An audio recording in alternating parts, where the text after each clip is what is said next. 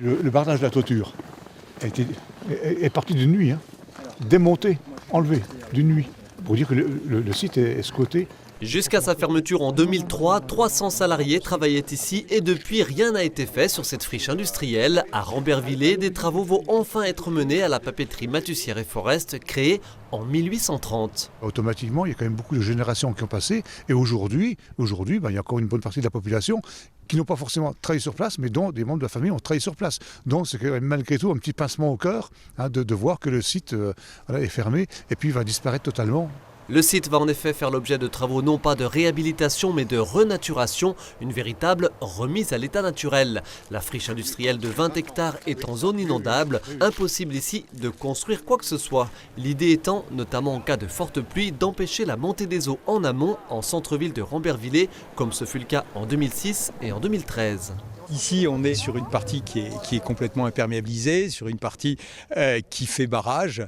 Et donc, demain, on aura refabriqué un espace naturel qui permettra d'améliorer la situation. On va rendre à la Mortagne son lit naturel. On va pouvoir libérer la Mortagne qui passe sous nos pieds là, pour une partie du canal qui la concerne. Et puis renaturer ce site. Et dans le cadre du ZAN, du zéro artificialisation nette, qui va nous concerner dans quelques années, ça va pouvoir permettre de donner à notre territoire un crédit de zone renaturée et donc pouvoir avoir de l'ambition sur les projets futurs. Sur un site industriel de cette ampleur, il y a aussi la problématique des polluants largement présents et pas seulement dans le sol. Il faut identifier les pollutions, il faut savoir comment on les résorbe, et il y a différentes possibilités. Et puis il y a toute l'analyse qui doit être faite aussi du bâti qui est derrière moi.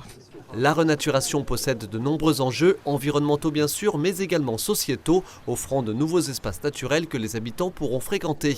Un tel projet, l'établissement public foncier du Grand Est n'en avait jamais mené. Comme toutes les premières, on va le regarder avec beaucoup d'intérêt. On va essayer de l'auditer un petit peu au fur et à mesure, justement pour réfléchir à notre positionnement pour l'avenir. Vous êtes observé aussi au niveau national ? Sans doute, on aura des choses, un retour d'expérience à faire. Cette opération s'inscrit dans le cadre du dispositif Petite Ville de demain dont Rambervillers bénéficie depuis 2018. Le montant de ce vaste chantier de renaturation est conséquent, 4 600 000 €.